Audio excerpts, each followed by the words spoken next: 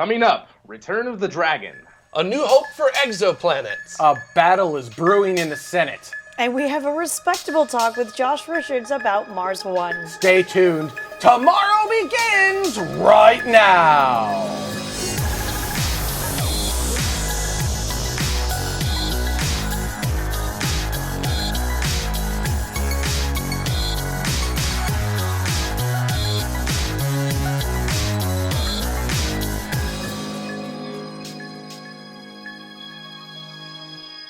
And welcome to Tomorrow for Saturday, May 14th, 2016. My name is Benjamin Higginbotham. This is Season 9, Episode 17. Now, before we get started, I want to give a huge shout out to all of the patrons of Tomorrow who have helped make this specific segment of this episode happen.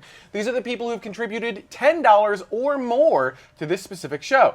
If you want to find out how you can help crowdfund the shows of tomorrow, head on over to patreon.com/TMRO. And you might be thinking to yourself, $10 per show, that's a lot of money. And it is. And thank you to all those patrons who have helped to do that.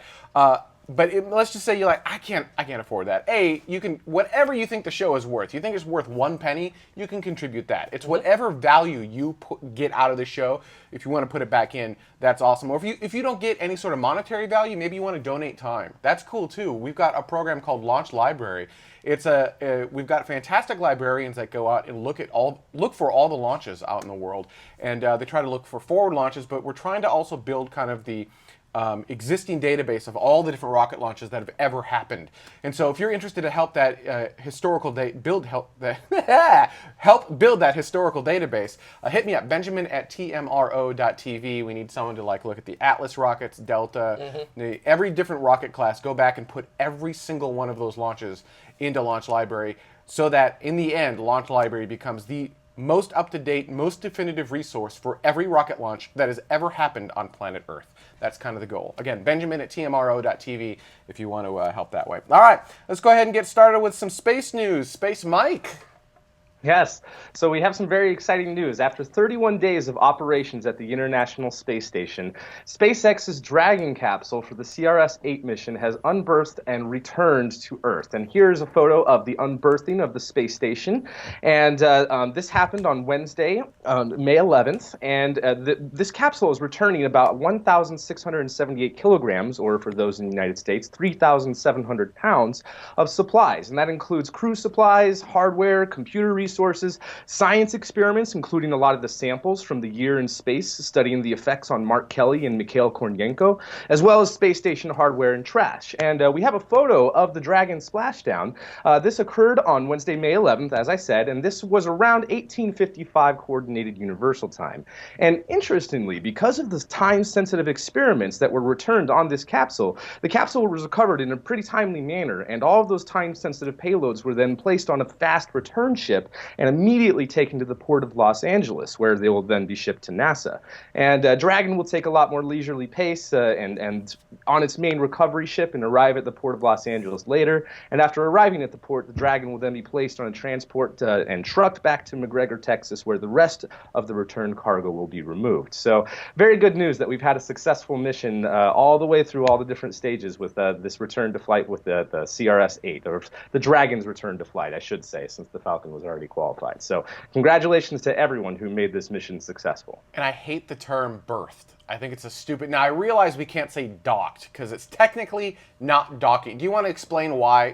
Do you know the difference in why? I do. And this was a problem that I had for a long time. And I was just like, what's the difference? But there is a difference. When a vehicle docks to another vehicle in space, that means it is doing so under its own power. And even though the Dragon capsule does have lots of thrusters to be able to maneuver very precisely and very safely around the International Space Station, it does not have the hardware to be able to dock itself. And the type of docking ports that they're using are different. There's a difference between the docking ports on the space station and the berthing ports. The berthing ports were where they would connect other, permanent modules of the International Space Station, and they didn't need to have all of the extra hardware and software involved with being able to dock autonomously.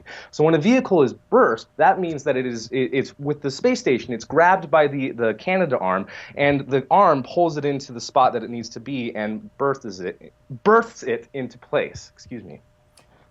Yeah, absolutely. Now, that is correct. I think it's a stupid word. Because, right, it's like, wait, the space station's giving birth? I personally use the word, I don't know what you guys use. I don't know if you use dock. I use the word attach. Like, it's attached in or it detaches from the space station. Yeah. Do you use birthed or do you use docked? No, I've used attached as well. Okay, attached, birthed, docked. I use the correct term, which is birthed. Really? Yes, I do, because when you read it. Okay, so Neuropilot in the chat room is saying that it's a Navy term. I don't know where it comes from. Maybe it is a Navy term. I'll just have to believe you on that one. But yeah, no. When you speak about it, and anyone actually, I correct other people who say docked. I have no problem with attached. That doesn't matter to me. My understanding was that docking was always you coming up to it and attaching yourself, as opposed to you coming up to the International Space Station, they coming out, grabbing it, and attaching themselves. The problem I have with the term birth, so if you use the term docked, people know what you're saying, right? If you use the term birthed, people have no idea what you're saying. So, but it's wrong, right? Using the term docked is wrong. So I don't want to give them, I don't want to have them use wrong terminology. So, I suppose, but there's a differentiation between I attached myself and they attached me to you. I know, and I don't know why we need that differentiation. I don't know what that purpose that serves, but I just chose not to argue with it because it is technically wrong. So I use the term attach. Okay, we're spending too much time on this, but that word, I feel like it's the wrong word for what's going on. Because it's a synonym, or I mean, it's a homonym. No, what am I trying to say? Not sure. Anyway, my English is failing me. I apologize, because it sounds like birthed, like you gave birth, and that's right. It's serious. That's it why. seems weird. I think that's your. I think it's part of the problem. Your biggest problem. Space Yeah. station gives birth to dragons. That's pretty cool. Whoa, that is some Game of Thrones stuff. Yeah, that is not. Although one cool thing I do want to mention is the difference between the Dragon cargo vessels get burst and the Dragon crewed vehicles, the Dragon V2, will dock autonomously. So that's one cool difference. That's actually, you just answered one of the questions in the chat room. All right, let's go ahead and move. We spent too much time on this. Let's go ahead and move on. Jared. Yes, everybody likes exoplanets, right? I mean, Sure.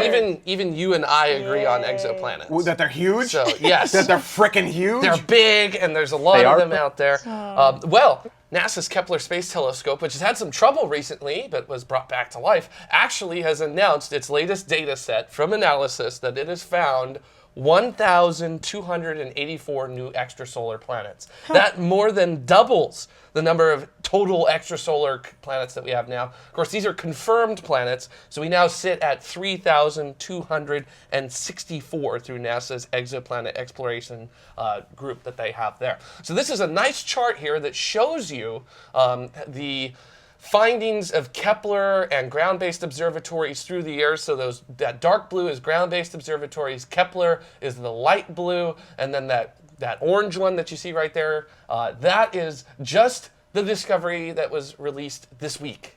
Nice. So Whoa! that is just like kaboom! And they were able to do this because they've used a new statistical technique to actually look at the transits of these planets as they go in front of their stars. That's how Kepler finds the exoplanets. It basically looks at a big patch of the sky, it looks at how much light is coming from those stars, and it looks for dips in the amount of light. They're very, very small dips, but the instruments on board of Kepler are sensitive enough that they can actually detect those dips of light. And they look different from things like another star going in front of that star or a big thing of comets going around that star. So there's a definitive dip that you can look for that tells you that that is an exoplanet. And of course, you have to see it go by 3 times in order for it to officially be confirmed. And in fact, there were 4,302 potential identifications of planets. But those 1,284 that were confirmed means that there's a 99% or higher probability that they are exoplanets. So basically, that's an exoplanet. There were 1,327 candidates that were below the 99% probability, and 707 that were probably just some other astronomical phenomena that they are doing. So very cool stuff that they're doing. Another cool thing is this chart that we have right here, which shows you the relative sizes of these planets that Kepler is discovering. And you will notice that sort of towards the smaller end and towards the larger ends, like the smaller ends like Mercury and Earth and Venus, and the larger ends like Jupiter and Saturn, very, very small percentage of them are there. But if you go towards sort of the Neptune, the sub-Neptune sizes, there's a lot. And we weren't expecting that. We weren't exactly expecting to find a lot of these 2 to 3 Earth masses in size planets. So very exciting stuff that we're learning there. Of course, that could be also what we call observational bias, which is simply because it's really hard to see small planets with the technology that we have right now. So it could actually end up being that the small planets are the majority of the type of planets that are out there. It's just that we can't see them at the moment. But of course, we're just going with the statistics that we have right now, which says that these sort of sub-Neptunes, I guess what you call super Earths, are what we're finding the majority of right now. Very cool stuff. Chat room is asking, did they use a new statistical technique last time they had a big planet dump? What's different this time? So this time they are using a much broader view of the transits. So essentially they are no longer looking at each individual curve of light. They are looking at the overall curves of light from all of the data all at once and comparing it. So instead of going individually, they figured out a way to look at the whole piece or the whole data set at the same time, which obviously is very time consuming, but in that time consuming, it also speeds up the process in confirming things as well. So that's essentially what they have done. Nice. Yeah, and then I guess you kind of answered this one already. Are the discoveries from the original Kepler data, or are they from the revived mission data? They are from the original mission, not the what's called the K2 or the revived Kepler mission. Of course, the Kepler needs to be pointed very precisely, and it uses these systems called reaction wheels to do that. And you need to have a certain number of them operational in order to stabilize the point of Kepler. And basically, the total number that have broken has exceeded the ability that you need to point. So they're now just letting it kind of free drift through the sky and see what it happens to see, It sees what which it is sees pretty what it cool. sees. It's interesting. Yeah, and there's also a really cool question there that is, how does Kepler differ planets going in front of those stars instead of star spots? Well, you can look at the curve of the light, because a planet has a definitive curve. It will dip down deep, and then it will come back up. In the case of a star spot, it will dip down deep, it will stay there, and it will stay there for a very long time, and then it will come back up. So you can actually figure out what you're looking at just by looking at the light curve. And that's how you can tell the difference between a planet and a star spot. So Nice. very cool. All right. Yeah. Yeah. All right, there's one last. I'll Yeah. hand it back over to. Oh, sure. There's a few other comments, I think. That's fine. Some planets like Pluto do a revolution every dozen, if not 100 years. So we can't find. I mean, No, you were yeah. talking about like it has to go by 3 times. So like, how would you know for sure? That means Yeah. they have to be fairly close to their sun, right? Yeah, they are To their so star. far fairly close to their star, but it's very interesting that we are able to find planets still within the habitable zone, even close to these stars. Because not every star is like the sun, you know, it's not as average sized or as big or as small as they are. The stars come in all varieties. So a lot of the habitable planets that we are finding initially are around these really small stars, these little, what we call red dwarfs. And that brings the habitable zone in very, very close, inside of what would be the orbit of Mercury here in our own solar system. And from that, we can actually find planets there. And in fact, in this new data release, they have found 9 more extrasolar planets that are in the habitable zone, which brings the overall total to 21 now out of them. So, yeah, Nice. very cool stuff. And I think it has enough fuel on board to last until 2018 with its mission. So we'll see what we get from Kepler. Assuming, it's still going to drift. It's right? still So drifting. If it drifts more, Yeah. right? If they lose some more reaction wheels, it could. Well, no, it's the reaction wheels are toast. They're all out. Yeah, so So what- they can't. So what they are doing to aim Kepler is one of the coolest things I have ever heard of. It was developed at the Jet Propulsion Laboratory, where Kepler is obviously a solar-powered spacecraft. So they have set it using the thrusters so that the angle of the solar panels on one side of Kepler actually balances out with the photon pressure from the light of the sun to keep it pointed So they're in a using precise light direction. to keep it. They're using light pressure. Pointed as precise as they can. Yes. That is really cool. Exactly. Yeah. Wait, isn't that just like the EM drive? Why am I really? No, it's different than the. It is It's a little bit different than the EM different. It is different than the So, EM drive. yeah, a little bit, just a bit. So. Chat room wants to know: are there any plans for even more precise telescopes like Kepler to observe the smaller planets? I For think it's from example? Space Vogel. Yes, there is. There are some ideas of using like a mission that was called Terrestrial Planet Finder, which was basically putting multiple telescopes out into space and doing what's called interferometry, which is where you take the data from multiple telescopes that are spread over a vast distance and combining that data together to give you a telescope equivalent to the distance in size, if you will. There's also some ideas of flying a star shade millions of miles away from a telescope. Hashtag Starshade. Yeah, hashtag Starshade. With it there, and that way it'll block the light from the star, and you can actually look at the planet. But also, the James Webb Space Telescope is going to be able to image exoplanets directly, because even though exoplanets are reflecting light from their star, they reflect more light in the infrared wavelengths than they do in the visible wavelengths, simply because of the way that works. And that is what James Webb is looking in, infrared. So James Webb is actually going to allow us to look directly at exoplanets. Now, I'm not sure exactly what its precision will be in terms of like figuring out the composition of the atmosphere. I don't think it's going to have capabilities to look at the surface with it initially. I don't know, they may upgrade it on a mission one day to James Webb with it, but there are some ideas as to You know what they you can't can do that, right? So It's too far out. You can't. For now. I'm never say never. First off, James Webb, for now, all right, that's fair. James Webb will be launching in the year 2042 when it's finally complete. And then... well, by then we'll already have a colony on Mars. It won't matter. Exactly. All right, let's just move on. Yeah, we'll move let's on. go We'll ahead. move on. All right, so we talked a little bit about this last week, but Antares is rolling out to its launch pad. Now, the footage that we're showing you here, this is not it. This is an Antares rolling out to the launch pad, but it is, I couldn't find anything of the newer stuff, and I wanted to kind of show you generally what it looks like, but you're looking at the wrong engines on the back of that vehicle, and it has a payload attached, which the current rollout does not. There's no payload at the top. It's rolling out to pad 0A. That happened Thursday, May 12th at the Mid-Atlantic Regional Spaceport, and this is the first time it has rolled out since its energetic event in 2014. That rollout process takes about a mile. You can see it there at their horizontal integration facility, and then it has to roll for a mile, and it's not on tracks, you'll see. It's actually kind of got its own car system. It's going to roll over to the pad, then they'll attach it to the pad. Once they've got it out there, they're going to attach it, and they're going to attempt a 30-second test firing of their brand new 181 engines that are on Antares. Because it's using the RD-181 engines instead of the AJ-26, the AJ-26 being the engine that had that energetic event in 2014, the configuration has changed to the Antares 230. The RD-181 uses its propellant more efficiently than the AJ-26 did, which means that it's got a 25% increase of mass to low Earth orbit. So nice.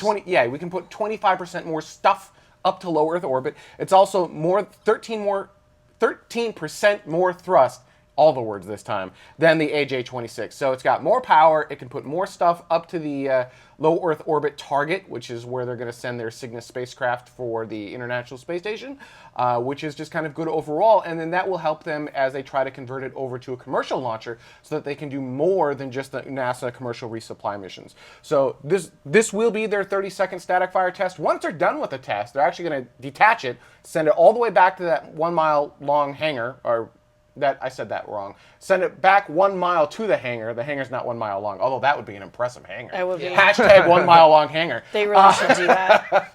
Send it all the way back down to the hangar.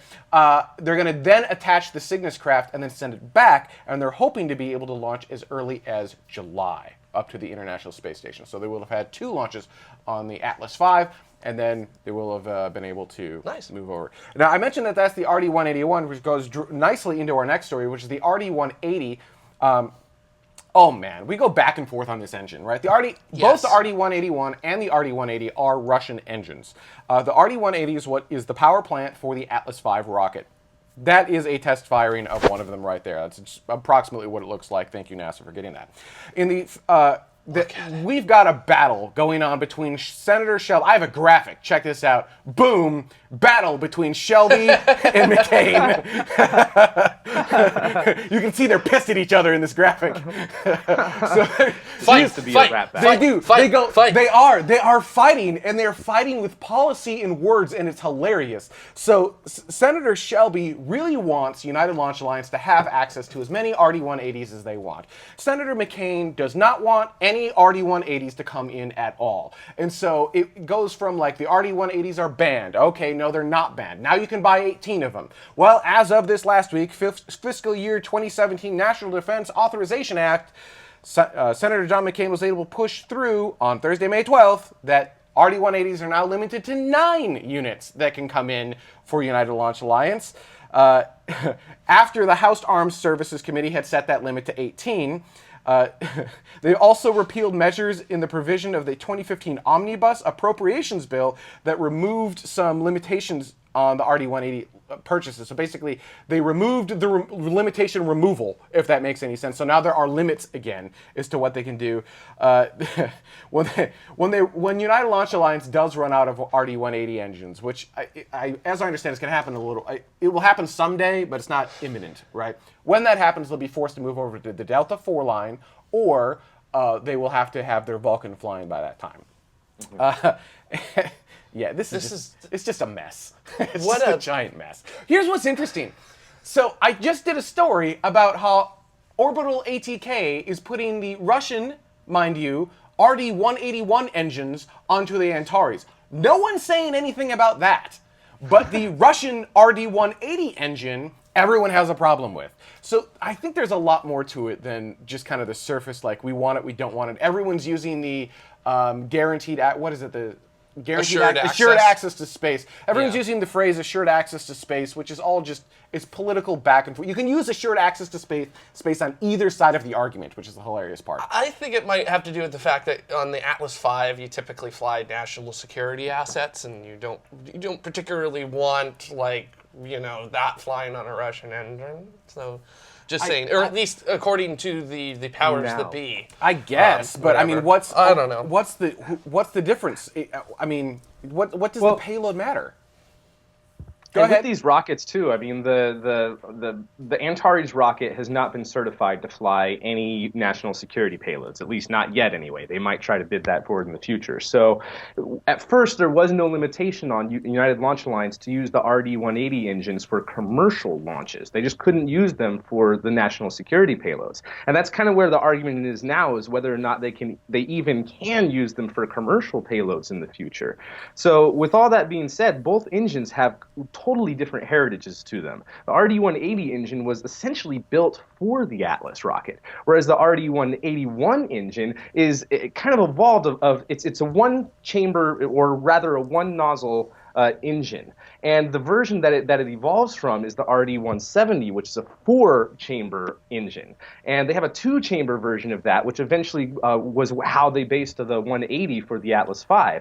And the 181 is based off of the older single version nozzle called the 191. So I know, very complicated, lots of numbers and weird heritage to it, but they are different engines. And the RD-181 is not just a single engine version of the RD-180. They were manufactured by different companies, but technically they're all owned by the same company now. But the RD-181s are not owned or have any stakes at all by Dmitry Rogozin, and that is the individual who the United States have put these economic sanctions on, and with his ownership, or at least partial ownership, of the company that manufactures the RD-180 engines, that's why those are being banned. Not because we're banning the company or the country, it's because we're banning the person. Hashtag rocket engine numbers. Yeah. What a mess. Yeah. Did you want to go over? Yes, go ahead. So Cobalt Wolf in the chat room says, why do we even use the RD-180s for Atlas in the first place? Weren't there plenty of engine designs that could have been used, especially ones that would have been created more jobs back home? Absolutely. And Mike, we were making better engines. Yeah, we were making really good engines. By the way, hello, Cobalt Wolf. We were making really good engines at the time that had planned to become an evolved version that would fly for I think the plan at the time was for like an Atlas 4 type version. Or for the Atlas III without the RD-180s. But we had good engines. I believe that was the RS-27B or C or something like that. And Congress, when we decided to cooperate with the Russians officially for the International Space Station, it was Congress in the 90s who chartered all of these laws together that essentially forced, at the time, Lockheed Martin, to use the RD-180 engines in kind of a show of good faith and another step to have dependence on each other as international partners in the space program. That's why we used the RD-180 in the first place. There you go. All politics. Yeah. So it's ironic.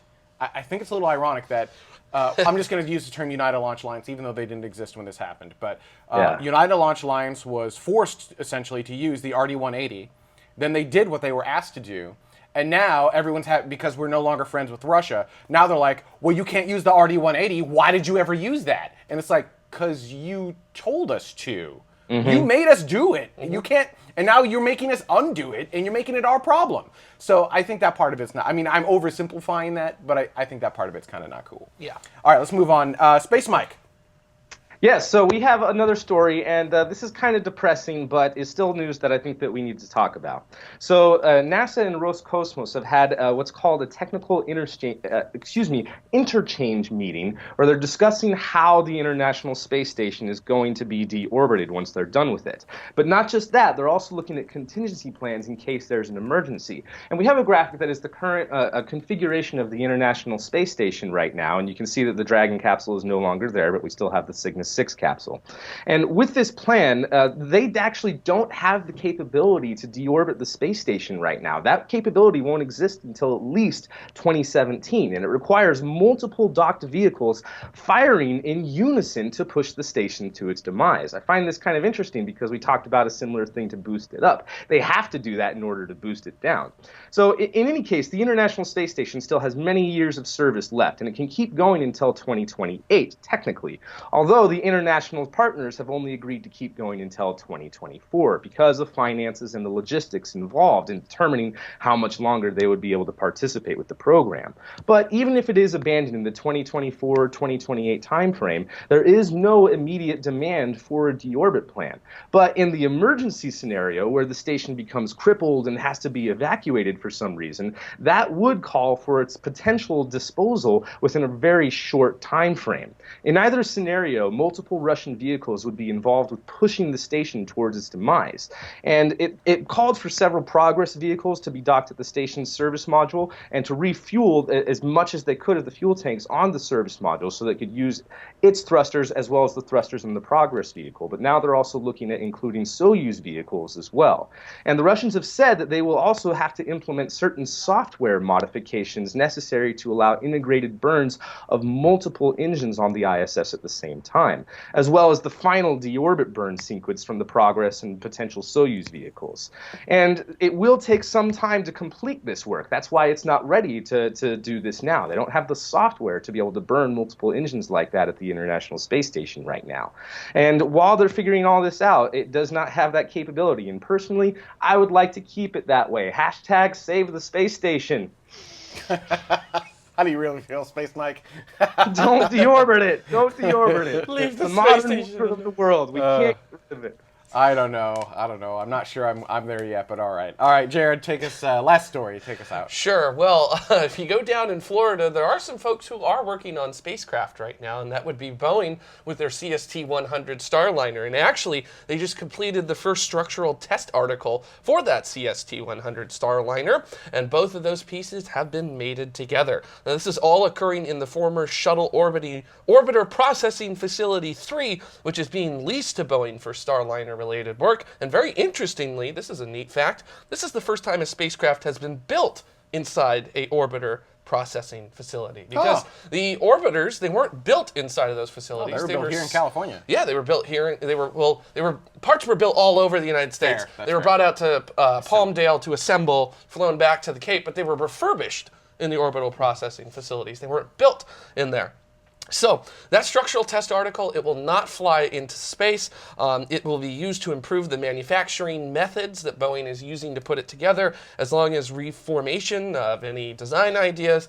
And the crew access arm as well that is being worked on is coming along at a facility that is not at the actual launch site, the future launch pad SLC-41.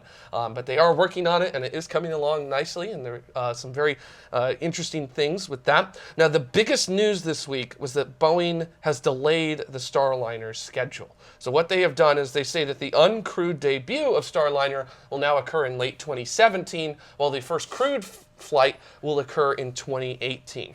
Now, Do you have something to say? I have a question. Yes. Wasn't the reason that NASA chose Boeing over Sierra Nevada was because of schedule assurance, and that they were willing to spend more money with Boeing because they could guarantee that they would be on? There was more of a guarantee they'd be on schedule. Yes. Although this is their. Do you have another point? I have another question. Why did we spend more money then if they didn't maintain schedule? I don't know. Shouldn't they be punished for that or penalized? I'm not sure. Complete your thought. I think it's all. I mean, I'm a Dream Chaser lover. I love Yes. this here, and this is where this is coming from. I think the Dream Chaser is awesome, and they fundamentally they said, look, there's potential schedule problems with the Dream Chaser. They could have delayed too. So then NASA said, we're going to go with Boeing because less schedule risk. Yes. And here we are. We're not even in the year that they were supposed to be doing stuff, and they're already delaying. So cut our losses. Let's move to Sierra Nevada. That would be nice, just because space plane. Space plane. Yeah, space plane. But they're doing the cargo version of the Dream Chaser, so That's cool. Yeah, I'm excited. That's for that. pretty neat. Yeah. So So now that could lead to one eventually. Now- Right now, I mean, it's too late for the CRS-2 contract to switch persons, but there is legalese in there that if Boeing does delay a lot, and if they don't have approval from NASA, and as far as I know, I haven't heard any statements from NASA about this delay, but if they keep delaying, they'll get canceled and they won't get any more money. This is a milestone-based contract, and if they don't meet those milestones, they don't get paid. Yeah, This is not a cost-plus contract. so far, even with all of the delays they've had, they've met every milestone when they were supposed to hit it. This is just their first time they're announcing a delay specifically with Starliner. Yes, but And meeting a milestone to push Yes. paperwork is different than actually meeting a milestone That's to, true. to deliver a real vehicle. And Absolutely. Now that they're bending metal, this is where the schedule is starting to bend, and it feels weird that we spent more as taxpayers. We spent more money with Boeing to guarantee schedule, which is now slipping. Yeah, that's kind of a bummer. Yes. A bit of a bummer. Now, they're not saying why they're slipping either. I want to know. So- I'm curious if anyone in the community knows. I'm curious to know how far they're allowed to slip before there are penalties. Yeah. Although NASA sources noted that the problems that are occurring are not classified as what's called a red risk, which is a serious technical issue. So apparently it's just something very minor that's causing the delay. But then again, nobody's saying anything about what the delay is. Paperwork. So probably. It's really a lot of paper. It is But a there's lot no of paper. guarantee that Dream Chaser wouldn't have been held up as well. No, in fact, it probably would have been. Yeah. I mean, to be totally fair to everyone involved, NASA was not necessarily wrong saying that Dream Chaser's timeline probably wouldn't be maintained. But so I mean, let's put that out there. But when they're spending a lot more on Boeing than Dream Chaser to maintain schedule, then they should maintain schedule. That was the key thing with the Dream Chaser, was that it was we're spending more money to maintain assured access to space, essentially, right? So, great. So what did you spend that money on for it? I mean, Assured access to space, but just a little bit later than expected. I guess. And also, to be fair, I mean, SpaceX has had delays too. There have been certain milestones that they achieved way ahead of schedule, and other ones that even today have fallen behind. So, even for stuff that they've had certain penalties with the prior programs. I don't know about the CRS-2, but I mean, everyone involved with this has had delays, and we should be fair. We should be, but These NASA were their basically claims. justified the higher cost of the CST-100 for That was the schedule. promise. That's but where the did difference. where did that come from? Was that NASA going, no, it's cool. We've dated her before. She's fine. Like, she won't go crazy on you. Like, do you see what I'm guess. saying? Yeah, or probably. was it Boeing going, no, I take meds for that now. I'm fine. No, I Like, think that's what I want. Which is different. That's a totally different thing. That's a perfectly fair analogy, by the way. That's hilarious. But you see what I'm saying? I'm pretty sure it was NASA saying, no, we know what we're getting with these guys. They can do the paperwork. They can show us the numbers. They did. NASA loves their paperwork. They absolutely blah, blah, do. blah. But there's a distinct difference between Boeing saying, oh no, because we already know what we're doing, it's totally fine. And NASA going, I'm sure they know what they're doing, it's fine. Those are two different. I feel like NASA also looked at Boeing with the fact that they eventually were the ones who took over space shuttle work from Rockwell, who took it over from North America. So that they went, oh, these guys have a lot of experience in crewed space flight. Right. So so these guys know what they're doing. So if there's any delays, it should be minimal, and we'll be fine. So. But that's just what I think happened with a Quite- part of that rationale. Quite literally, time will tell. Yeah. Yes, it will. Yep. All right. Hashtag carryanology. Anology. Carryology. All right, we're going to take a quick break. When That we one might come be back, work. Sorry, Josh Patrick Swayze. Richards, who is a Mars One candidate, amongst many other things, will be joining us, and we're going to be talking about what we have so many hashtags for the show. It's not even funny. We've been doing the Mars None hashtag from the beginning, but we've got others we can bring up. It's going to be fun. So stay with us. We'll be right back. Look into her face, determination in her eyes. She won't give up or quit or fall for little fashion lies. Filled on some expectation, this girl's a fascination. And nothing in her way will keep her from her destination. 'Cause she's fire walking, she's fire walking. When it's hot, she keeps on moving, her heat keeps on improving. Yeah, she's fire walking, she's fire walking to be free. And welcome back to Tomorrow. Now, before we get started with our interview with Josh, we did want to give a huge shout out to all of the patrons of Tomorrow who've helped to make this specific segment of this episode happen. These are the people who've contributed $10 or more to this specific episode, but there are other reward levels as well. For example, the producer level. These are people who've contributed $5 or more to this particular episode of this show. And at those levels, you get access to our After Dark immediately as soon as we post it on demand. You get access to our Hangouts when we make those available. I have to stop calling them Google Hangouts because we don't use Google for that. You also get access to many other things. Head on over to patreon.com/TMRO for more information on that. And don't forget, we need launch librarians. So Benjamin at tmro.tv. Email that information over. All right, we're going to go ahead and welcome Josh Richards to the show. He is a Mars One astronaut candidate. He is an ISU, that's the International Space University alumni. It's one of the Peter Diamandis. Diamandis corporations. Yep, absolutely. He was ISU staff as well, and worked on NASA High Seas 3 as a mission support specialist, I believe, if I got that correct. Yep. All right, cool, awesome. So welcome. We're going to have a very civil, by the way. I want to remind everyone in Tomorrow. Yes. Actually, what the great thing about the community of Tomorrow is that everyone is civil, and remind everyone we debate the idea, we don't debate the people. So right. the ideas are free reign, bash 'em. People, not so much. Respect the people, debate the idea. So mostly the community Tomorrow understands that. Just a reminder, because Mars One brings up a certain emotional something. Right? I mean, even before the show, we were tweeted out. I'm like, I'm not sure I want to use the hashtag Mars None because people are going to get like upset and all up in arms. Yeah. But, you know, it's fun. It's a fun play on words.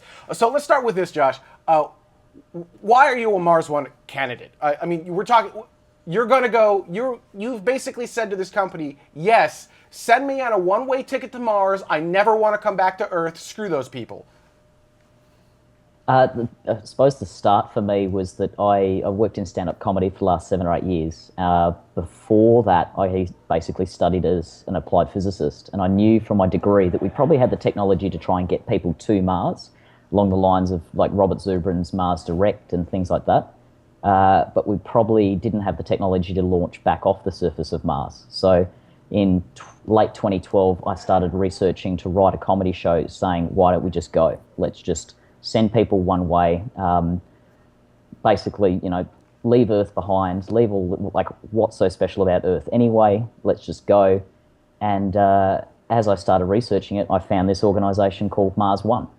So I was already pushing for the idea of leaving Earth and sort of going one way to explore more of the universe. And here was an organisation saying that they were planning to do exactly that. So I put my hand up for it. Oceans, trees, Nah, grass. I'm good. I'm good. No, none of it, really. Really. I'm ginger. I live inside anyway. It's fine. All right, so part of the Mars None hashtag comes from the idea that we in the space community have almost zero faith. I think it's like 0.0000001% that Mars One can do what they're talking about. Do you have any faith in their ability to do this, or are you just kind of like, yeah, you know what, it was a possibility, so I just put my hat into it? I think we're in a position where, as candidates, we can try and make things happen. the organisation itself is very small. I would, rather than describe them as necessarily a company, I'd call them a startup, and that's really the way they operate. They have an idea, they're trying to implement ways to make that happen, and there's 100 people that are shortlisted to potentially go on this mission to Mars, this one-way trip, that are out there basically being ambassadors for the space community generally. 100 everyday people that have put their hand up to go. And that part's yeah. actually pretty cool, being a space ambassador for the community in general. Like starting those conversations, I'm actually cool with that. Getting people excited about this, but getting people excited about what is essentially a fantasy organization, right? Mars One has missed all of their milestones, every single one of them. They were supposed to launch by now a lander that was going on to Mars. That's still in like the draft. They're writing paper on it still phase. So the lander you're talking about was originally scheduled for 2018. But they have pushed that back to 2020. That's also basically a lander based on NASA's 2005 Phoenix lander. So they've done their initial sort of A-level design study using through Lockheed Martin, essentially looking at what it would take to build another one and launch it in 2020. So they're in a funding bottleneck. They have been for a little while, and that's basically what's holding this side of things up. But isn't that what's going to hold up anyone going to Mars? Funding? I mean, we've said that on this show before, right? It's going to be a billions, plural, dollar venture to get even one human onto Mars, let alone humans plus all the supplies necessary to keep them alive for the rest of their life. I mean, how can they ever hope to do anything if they can't even fund a simple lander to Mars at this point? Well, I suppose they're in a position where they're trying.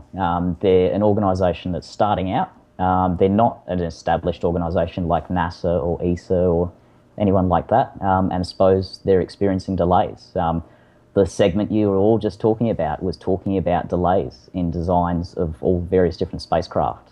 Everyone slips. So it seems to be a pretty standard thing across the space industry that we aim for a particular time and it winds up being 2 years later or 4 years later. Yeah, that's annoying. Just in general with the space industry, right? I mean, someone should just start building realistic timelines. Maybe, so we harp on Blue Origin a lot for not telling us anything, but they seem to maintain their ability to, like, maybe they don't know timeline. So instead of like 2 years away, what they're showing us is a month away or just already happened. So maybe that is the right way to do it, because speak out of one side of their mouth and we're like, we want to hear stuff from Blue Origin. The other side is like, yeah, but I don't want to hear about a 2-year delay. And if you don't know, right, you don't know. I think we got a few questions from the chat room. So chat room in general is asking a couple of things, like Patrick Swayze Christmas is wondering how frequent communication do you have with Mars One? So we probably hear, the candidates themselves hear from Mars One probably once a month, and that's a confidential email that we receive that's not sort of publicly accessible. We've had a couple of confidentiality breaches in the past. We've actually lost a candidate for breaching confidentiality about this time last year. So we get those communiques probably once a month, and there's also like a Mars One newsletter which comes out about the same time as well. There's a few random ones that come out here and there every few weeks, but yeah, probably once or twice a month at least. Nice. Wicked is asking, haven't a bunch of people already dropped out, and isn't there a new registration wave beginning? So the next registration wave will be after our third selection round. So at this point, we had the initial selection rounds, we had a medical selection and a psychological interview phase. And from that's how they selected the 100. The next round is getting those 100 together to filter it down to 24, and it's essentially seeing how we work together in groups, teamwork, all those sort of things. When those 24 are announced, that's when they'll reopen for applications. And yeah, we have lost a few people through the phases. We lost 6 candidates. So they announced the 100 in February last year, and within a month, we lost 6 candidates who it got a little too real for them. Well, I mean, you're talking about the rest of your life on a barren, dead planet, right? I mean, Mars is a dead planet. Yeah.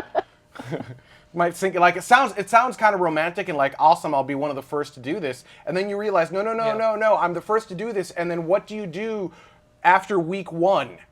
right? I mean, you go, okay, it was neat for the first week. Well, This it's was probably awesome. more than week one, but yeah, we've talked about that. It's like, how do you continue to just maintain? Yeah, how do you Just in maintain? One of general. the Yeah. interesting things with the delays for us is that there have been big gaps where we weren't told anything. They left us in the dark, and I suspect that was deliberate because we lost a lot of people between the medical phase and the interview phase where they basically didn't talk to us for about 4 months, where people had passed their medical, they were shortlisted, and they didn't hear anything, and they had a chance to actually really think about what they'd signed up for.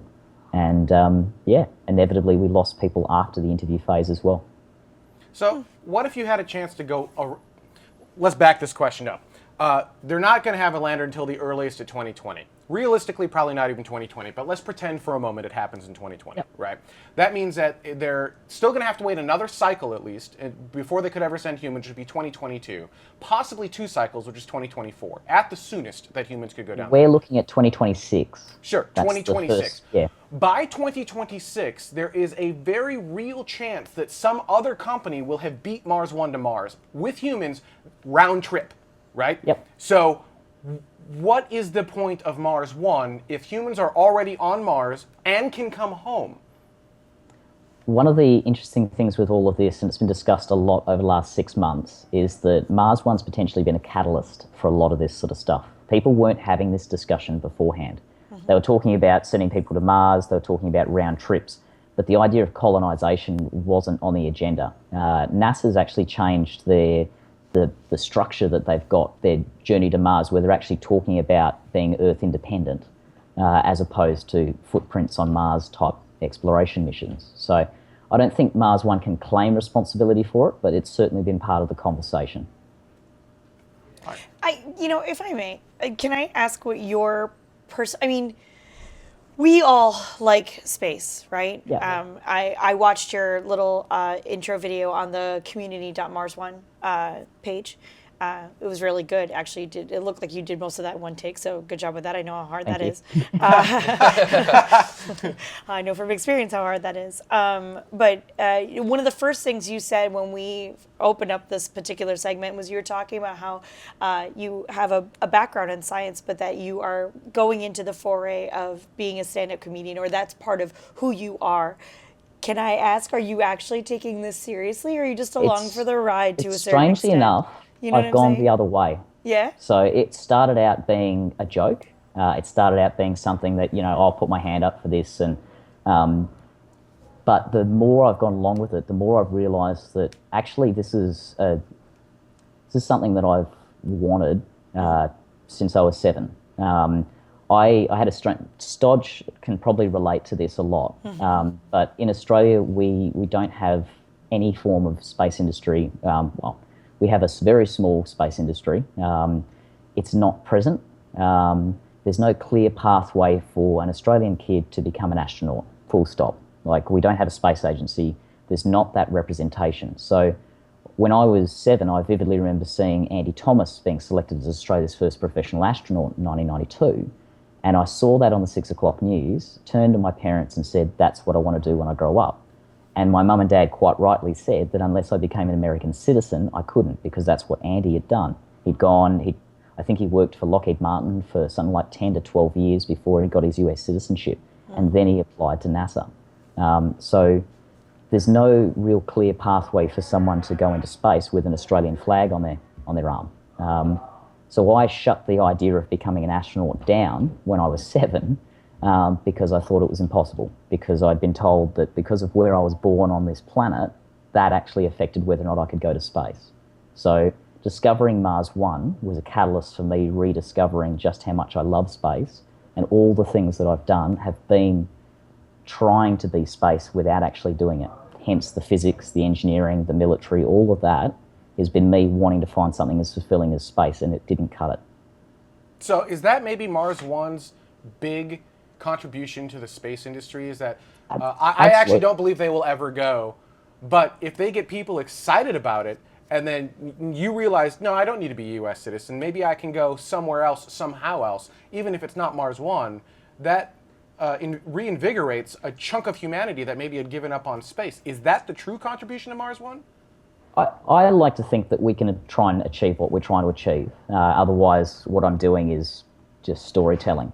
But I think the thing that it's doing right now, the biggest contribution it's making is I have the ability to go into schools and talk to Australian kids and say, hey, you don't have to change your nationality. Space is, the purview of all humankind.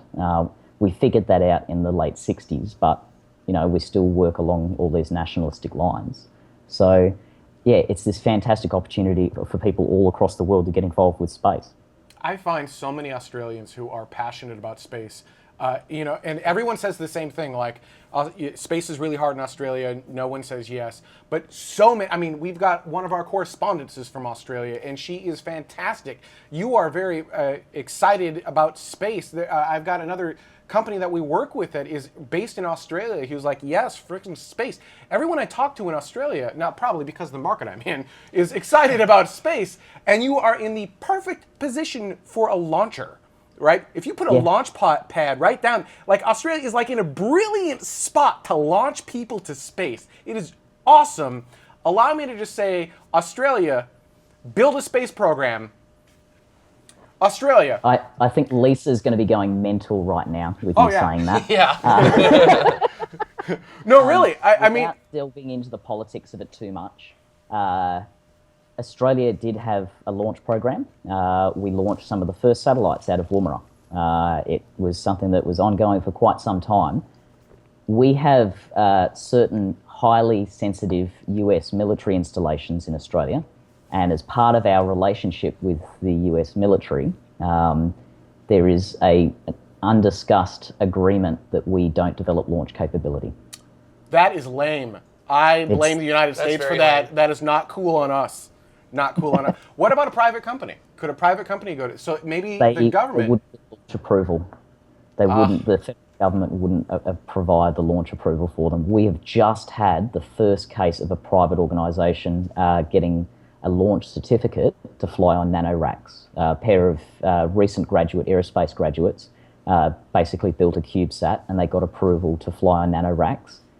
That is the first time that Australia has issued a launch certificate since the 70s. But then it can be done. So they issue the certificate, so it's possible. But they're not launching from Australian soil. Politics. I love politics. Let's hand it back over to... This is actually a really great conversation, by the way. Let's hand it back over to Carrie Ann for some comments. Goodness, there's so many. Do you think that the timeline as posted is even remotely realistic, coming from Destructor 1701? I think they've shifted back 3 years in the last 3 years, which says a lot. If everything went according to plan, then it would work. But as we've just been talking about, there's always delays. There's always things being shifted back. I'm going to be in Guadalajara for the International Aeronautical Congress, where Elon's going to be announcing about the Mars mission side of things. And I'm really looking forward to hearing about Red Dragon going in 2018.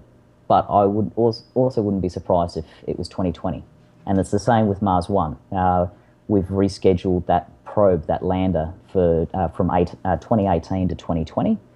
I wouldn't be surprised if it got pushed back to 2022. I wouldn't be surprised if the supply missions they're talking about, or the rover missions they're talking about, got pushed back from 2024 to 2026, and that pushes the human missions back as well. So it is just the nature of the business that we aim for these dates, and more often than not, we miss them. It sucks, though, because when the U.S. sent humans to the moon, we said, we're going to do this in 10 years or less, and we did. And you have to maintain that kind of timeline, otherwise people forget and stop caring. If you keep pushing it all the way to the right constantly, and the whole industry is guilty of this, not just Mars One, if you keep pushing it to the right, people stop caring. And that could be more damaging than good. We've had a bit of an internal discussion amongst the candidates recently, where one particular delay that hasn't affected the technical movement of the mission, but it has affected us as candidates, has damaged a lot of faith. It's upset me because we had a deadline that we were working towards, and they shifted it. And people work based on essentially timelines. We had an old saying in the army where you never mess with someone's food, you never mess with their pay, and you never mess with their leave. And if you extend someone's mission or extend someone's operations or whatever, you are messing with their leave. And it's the worst thing you could do to a soldier. And it's the same thing with people. If you delay this stuff, it just upsets people. Have you personally gone through, and because it seems to me that even with an extended timeline, regardless of how much faith you've put into it, but although it does sound like you've put a decent amount into it, have you started to make preparations almost like maybe a cancer patient would, of like going through and like not starting new relationships, or, you know, trying to make sure you're saying all of the things that you want to say to grandma, and you know what I'm saying? Like go through and like really preparing to He's go not away. dying. There's still No. going to be communication. No, I know, but there is still a certain amount of, you know, after a while, I'm not going to be able to pet my dog anymore, you know, or not get a new puppy because you may not be able to see the end of that. See what I mean? Like, there's a certain amount of preparation in my mind that would need to be done if that was something that I'd sign up So the for. show that I'm doing, as I said, I do work for ISU, but I still do comedy shows. I tour solo comedy shows. The show that I'm doing at the moment is actually all about that. It's about how applying to Mars One's changed the way that I live now, because I've essentially got two bags. I have a standard green patrol pack that sticks on my back, and I have my ukulele bag, and that's all I own, because there's no point having lots of possessions. There's no point trying to save up for a house or buy a car or anything like that, because I might not be here in 10 years' time. The relationships one is an interesting one that I probably won't talk about here, but it definitely makes it interesting. Non-standard, let's say that. Yeah, no, though, that's totally fair. Totally fair. But it's just something that I think about like, exactly, like saving up for a car or a house or something along those lines, that you're like, well, my turnaround time needs to be much quicker than that. It's And interesting. at the same time, like if it all fell apart, I wouldn't regret doing the things that I've done. Mars One has kind of made me more me. It's made me really think about the way I want to live and the kind of person I want to be. And I think if it all fell apart tomorrow, I'd still want to be working in the space industry. I'd still want to be living like a nomad the way that I am. I'd still want to have the relationships that I do. So being forced to question whether or not you would go one way to Mars, leave everything behind, has really sort of made me realise more about who I am. What would you do on Mars? You've gone one way. You're 1 year in, right? And you haven't just landed, right? You land. You kind of set up your habs. You're 1 year in. You've planted potatoes? You've planted potatoes.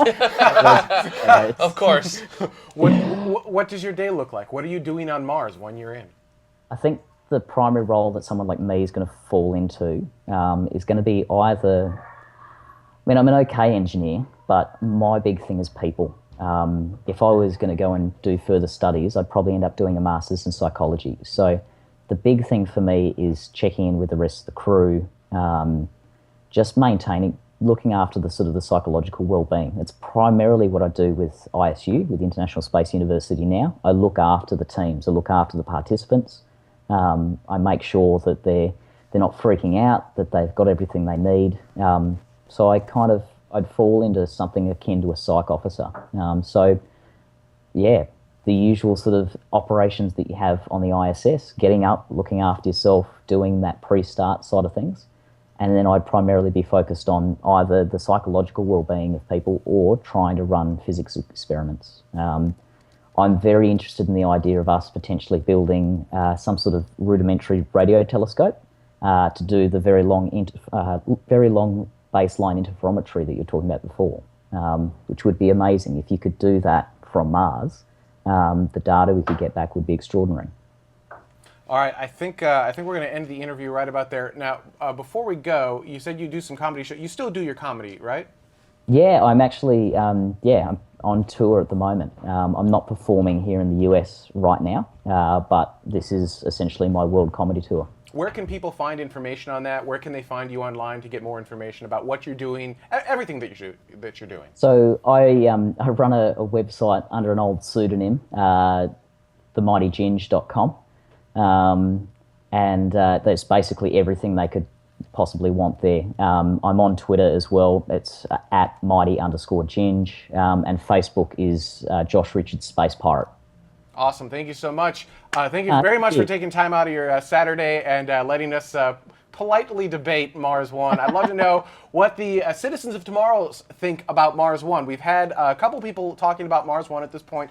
Oh, do you think it's going to happen? Do you not think it's going to happen? Doesn't matter. What do you think is happening with the industry based on Mars One? And anything you want to comment on this particular episode, leave it on Facebook, YouTube, wherever you want. Speaking of comments, we're going to take a quick break, and when we come back, comments from last week's show. Stay tuned. We'll be right back.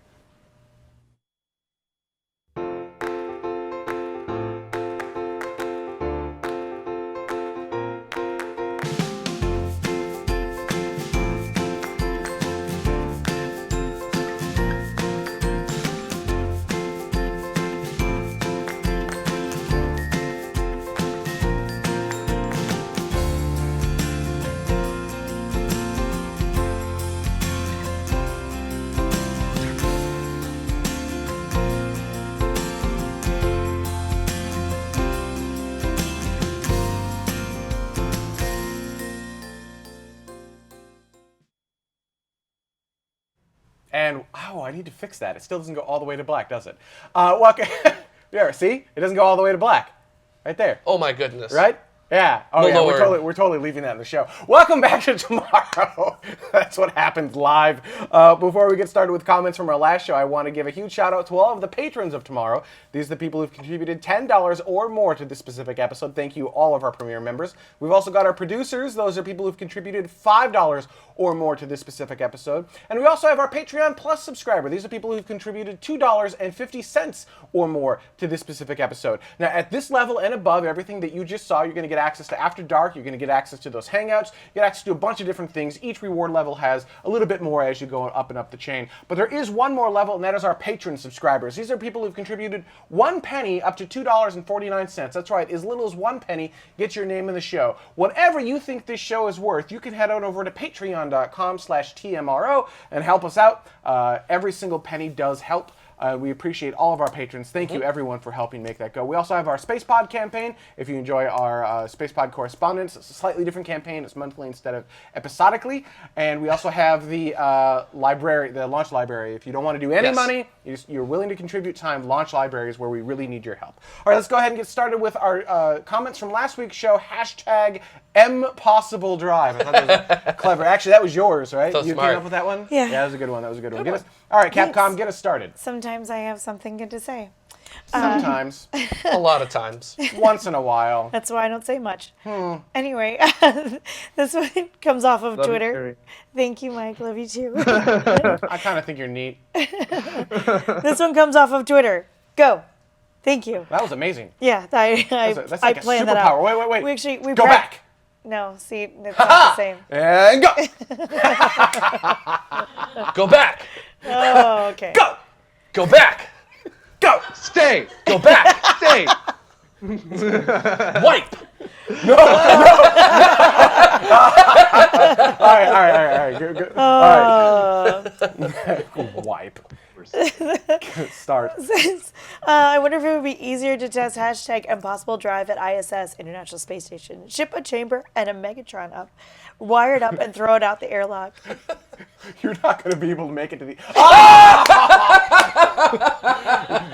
You're not going to make it to the end of the show with your voice. Donna, you're on my list. I may not.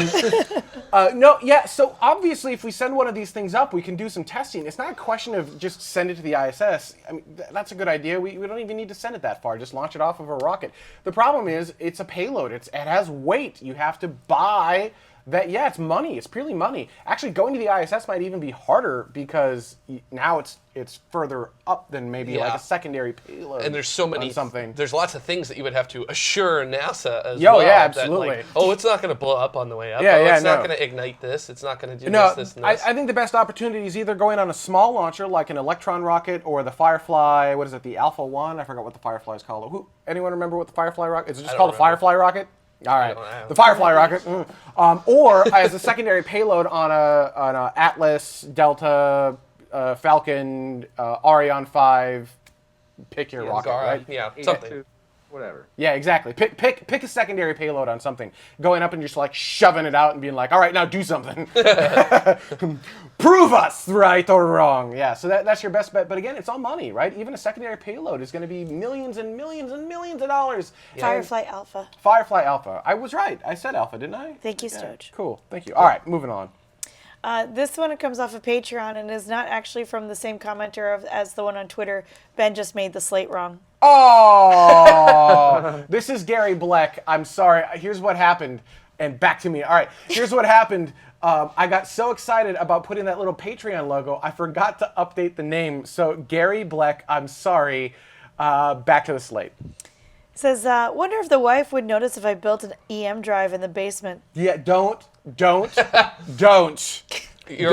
an EM drive. I think we, in all caps, for the first time, ever in TMRO or Space Vidcast history, in the description, like at the top, in all caps, we were like, don't do this at home. For realsies, don't do this. Yeah. Unless you are a trained RF engineer with years of experience, do not, I implore you, do not take your microwave apart and build an EM. I implore you, do not take your microwave apart and build an EM drive. It is dangerous. You can hurt yourself and others. I'm not joking. Don't do it unless you have years and years of experience in this exact field.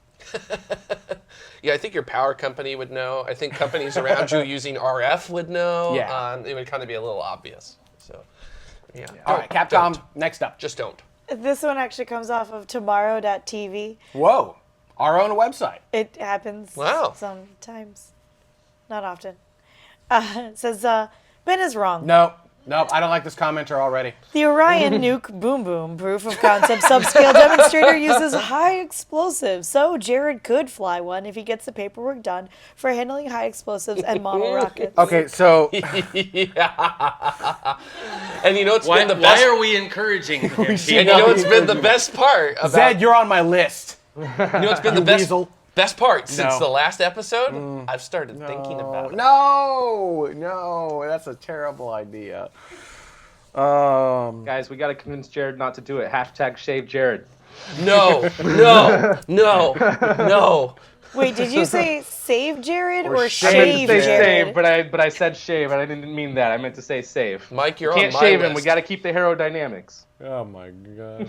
This show is... this show derailed. About we 30 derailed seconds this ago, show. yeah. All right, next up. I'm doing it. So. This comment comes off of YouTube from Rob Rocket. Luckily, you can pick your name. I'll bet that by 2040, Mars will have a population of 600 or more, and none will be from NASA. When NASA finally lands, they'll have to go through customs and declare any fruit that they've brought with them. That is hilarious.